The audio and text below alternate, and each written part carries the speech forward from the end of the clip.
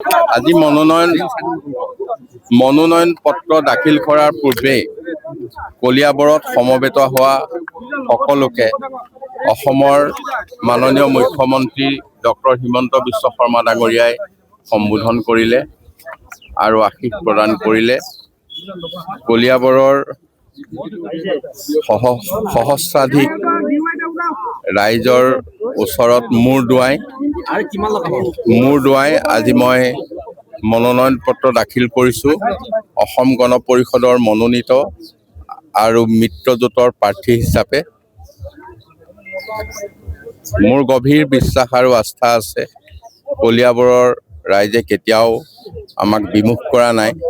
এইবাৰো অধিক উৎসাহেৰে মনোনয়ন পত্ৰ দিবলৈ মোক আগুৱাই দিছে আৰু মই আশা কৰিম পুনৰবাৰ ডক্টৰ হিমন্ত বিশ্ব শৰ্মা ডাঙৰীয়াৰ নেতৃত্বত NDA চৰকাৰ গঠন হ'ব আৰু অসমৰ ৰাইজৰ যি সপোন তাক বাস্তৱত প্ৰতিফলিত হ'ব।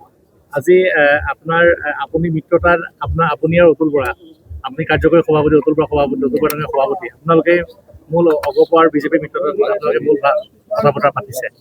তাৰপিছত এই অসন্তুষ্টিবিলাক কিয় হৈছে, কোনে কৰিছে, কিবা ষড়যন্ত্ৰ আছে নে কিবা বেলেগ কাৰণ? আপুনি কি বুলি অসন্তুষ্টি মানে যিসকলে নিৰ্দলীয়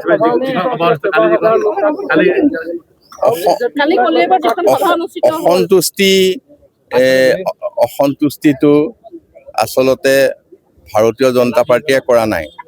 ভাৰতীয় জনতা পাৰ্টীক দোহাই দি তাৰ কেইজনমান বিষয়ববীয়াই কৰিছে।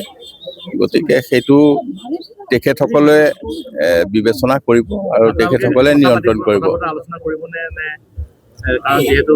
নহয়, তেখেতসকলৰ লগত কথাটো নিশ্চয় ভাৰতীয় জনতা পাৰ্টীয়ে পাতিব লাগিব। আজি ক'ৰবাত যদি অসম গণ পৰিষদৰ তেনেকুৱা হৈছে, আমি পাতি দিছোঁ।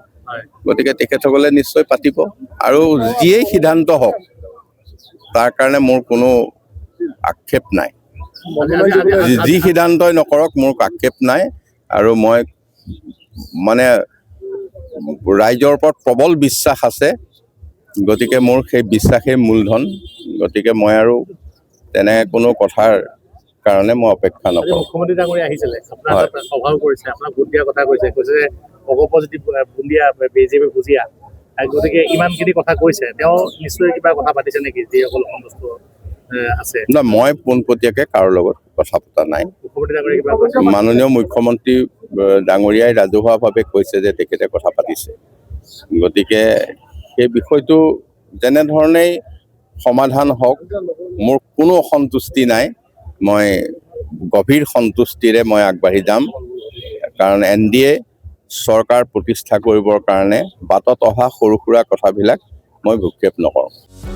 যিকোনো খবৰৰ বাবে যোগাযোগ কৰক আমাৰ এই নম্বৰত 9181 307 221।